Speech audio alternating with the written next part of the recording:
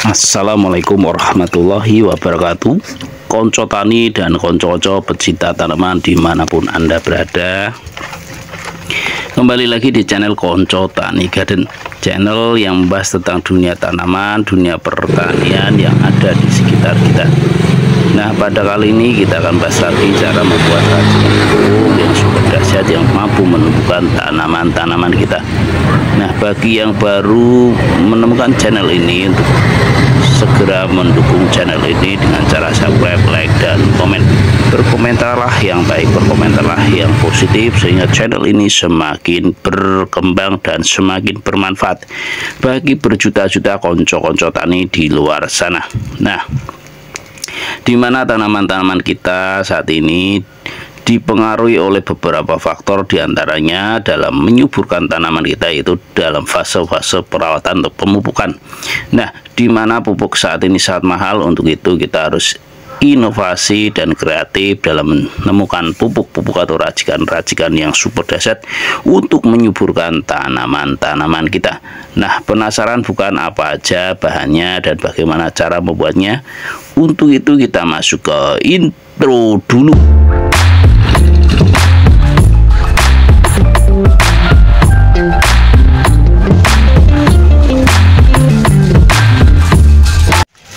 Oke, untuk poin saja kita langsung menyiapkan bahan-bahannya. Yang pertama kita gunakan NPK 1616 seperti ini.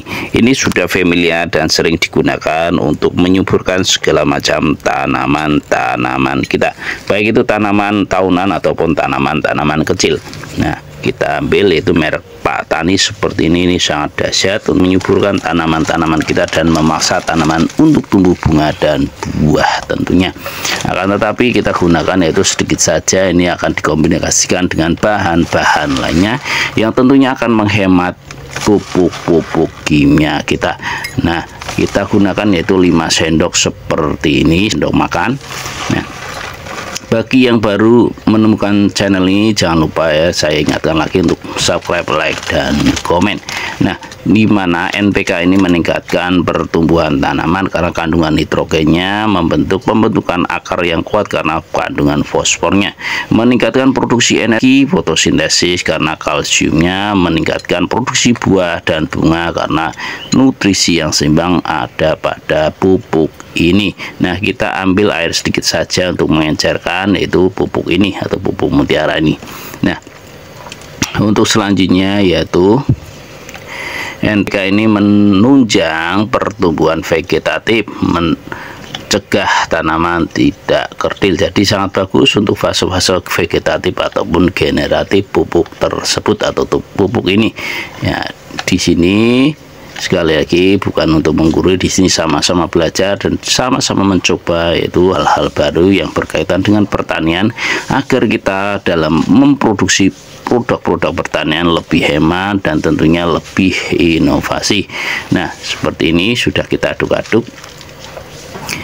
Nah, untuk selanjutnya kita gunakan air bersih seperti ini kurang lebih 5 liter. Jadi ini untuk uji coba saja. Jadi kalau ingin racikan ini lebih banyak, maka tinggal mengalihkannya atau dengan porsi perbandingan. Nah, ini adalah pupuk mutiara yang telah kita aduk-aduk akan berubah warna menjadi putih. Untuk itu kita harus sering mengaduknya agar benar-benar nanti larut dan tentunya akan mudah diserap oleh tanaman-tanaman kita, baik itu tanaman cabai, terong, tomat ataupun tanaman tahunan seperti durian, mangga, alpukat, kelengkeng, cengkeh ataupun kelapa sawit. Nah, seperti ini. Nah, kita aduk-aduk. Nah, bagi yang sudah mengaplikasikan pupuk-pupuk kimia atau pupuk apa yang belum kelihatan hasilnya, maka bisa dicoba racikan ini. Siapa tahu nanti tuh tanaman-tanaman pancingan langsung berbunga dan berbuah lebat, dan tentunya akan menghasilkan produktivitas yang bagus sehingga kita akan semakin untung dalam dunia pertanian. Nah, seperti ini ya, kita aduk-aduk, sudah tercampur. Tinggal kita tambah lagi dengan bahan-bahan lain. Nah, untuk bahan selanjutnya kita gunakan yaitu telur seperti ini.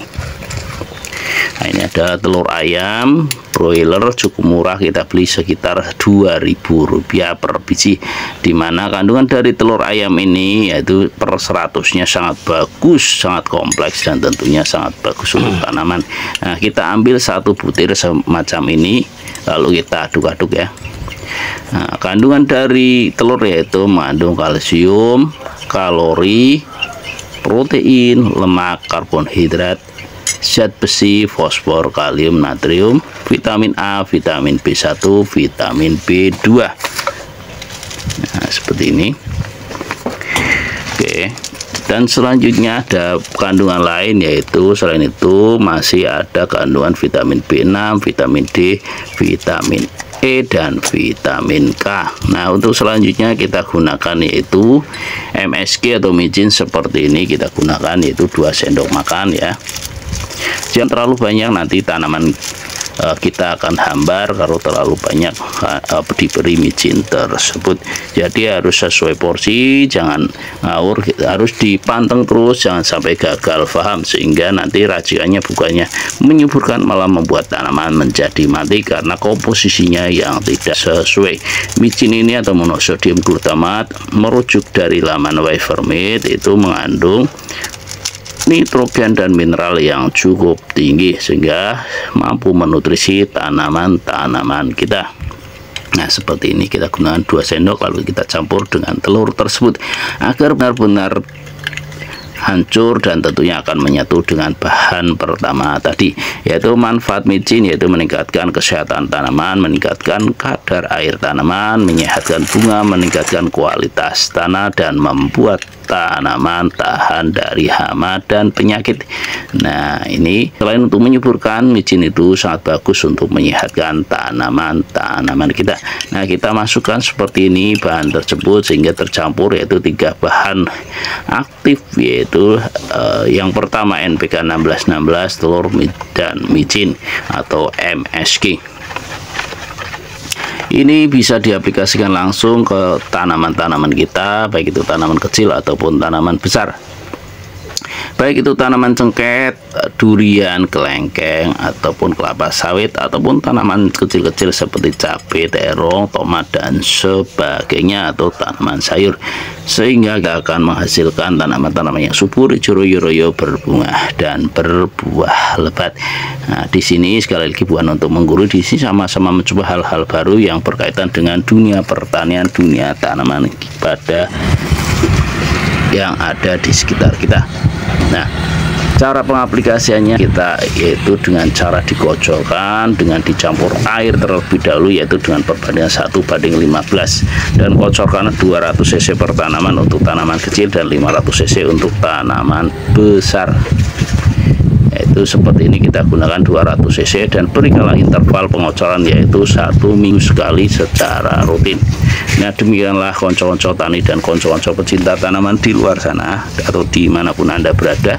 Untuk pembahasan kali ini kurang lebihnya mohon maaf. Semoga video ini bermanfaat dan tentunya menginspirasi dari konco-konco semua. Saya akhiri, wassalamualaikum warahmatullahi wabarakatuh.